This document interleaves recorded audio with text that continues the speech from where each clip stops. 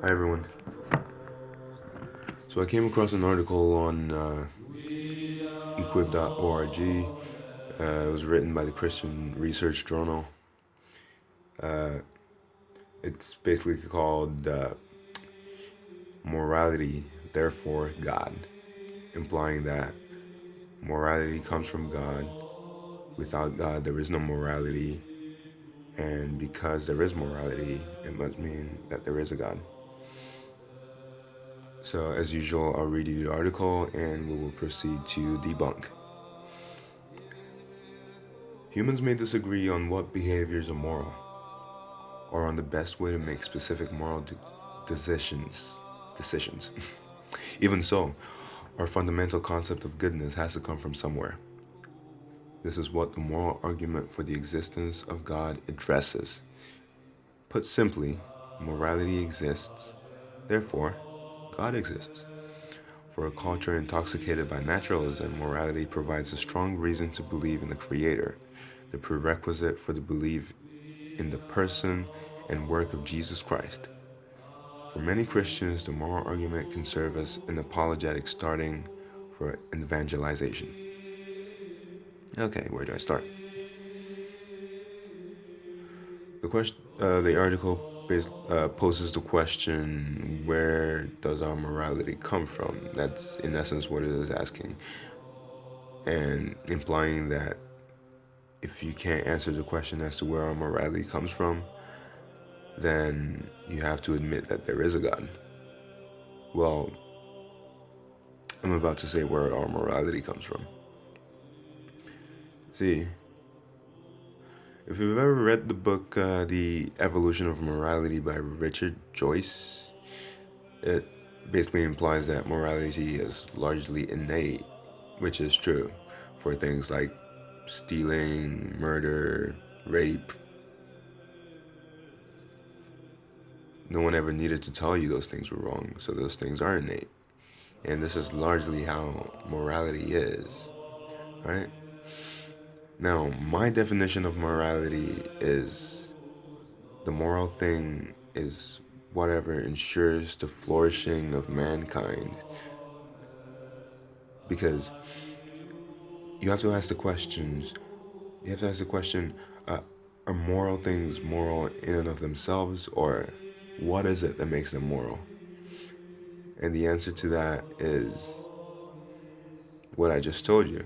Morality is what makes the world a better place. Morality is whatever it is that creates a conducive environment for us to thrive in. That is what the moral thing is.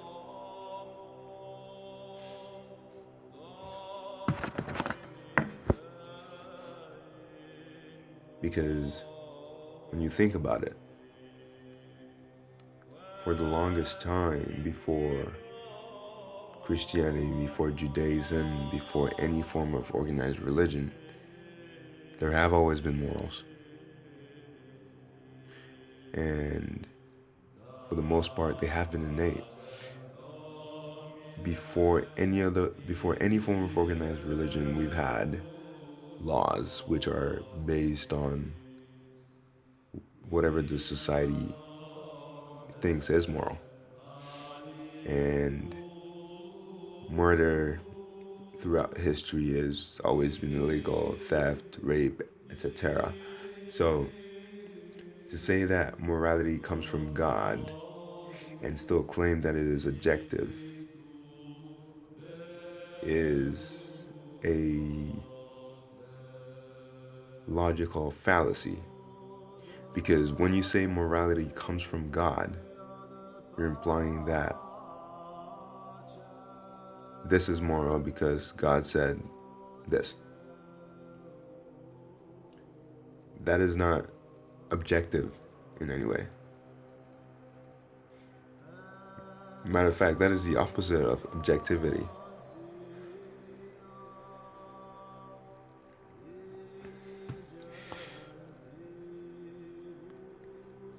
based on what I just told you, another way to look at this is through Immanuel Kant's deontological ethics. Oh yeah, that's that guy in the background. I was wondering if you knew who he was. So Immanuel Kant came up with ethical maxims, and what those are sort of standards that everyone should follow, right? If everyone did this, what would the world be like? If everyone did not do this, what would the world be like? Say theft. If everyone stole, what would the world be like? It would be chaos. A world where everyone steals is not a conducive environment for humankind to thriving. And that sort of adds to my original definition of morality. Rape, murder, you name the immoral thing, and those things make the world unsafe for us, inconducive, I should say.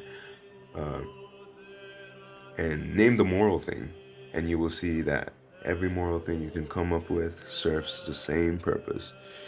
It makes the world a better place, and anything that does not do this is by definition not moral. Because morality has a why aspect to it. It's not just what is moral. This is moral because God said so, because it makes the world a better place. It makes society the ideal place for us to thrive in as human beings. And this has been the case throughout history. Now, if you say that our morality comes from God, need I remind you who the God of the Old Testament is? Need I remind you, or maybe I do, about some of the actions, some of the gruesome actions committed in the Old Testament?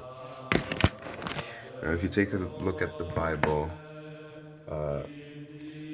in the book of Genesis, chapter 38, verse 8 to 10, it goes, Then Judah said to Onan, Sleep with your brother's wife and fulfill your duty to her as brother-in-law, to raise up offspring for your brother.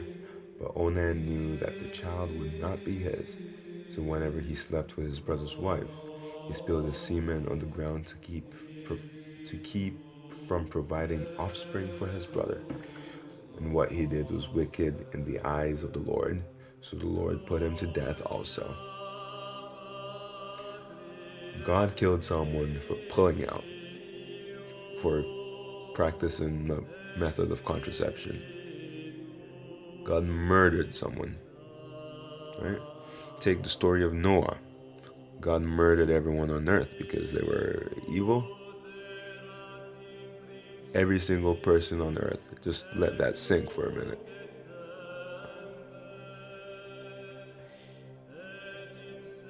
Or talk about the story of Abraham and Isaac, right? Why do you think Abraham was so, I wouldn't say keen, but why do you think Abraham did not so much as question it when God told him to sacrifice his son Isaac? That's probably because Abraham was familiar that God asked for these kinds of things all the time, so it wasn't out of the realm of ideas to think that. Or to, it wasn't unthinkable because Abraham was apparently pretty familiar with God, right? So, if our morality comes from God, and his actions do not portray the morality that is from him, then how can we say that our morality is from him? Because by our morality, we can't justify his actions. I know you'll say God works in mysterious ways. God does not, the same rules don't apply to God, whatever you say. If we can't justify God's actions by our morality, then how can our morality come from Him?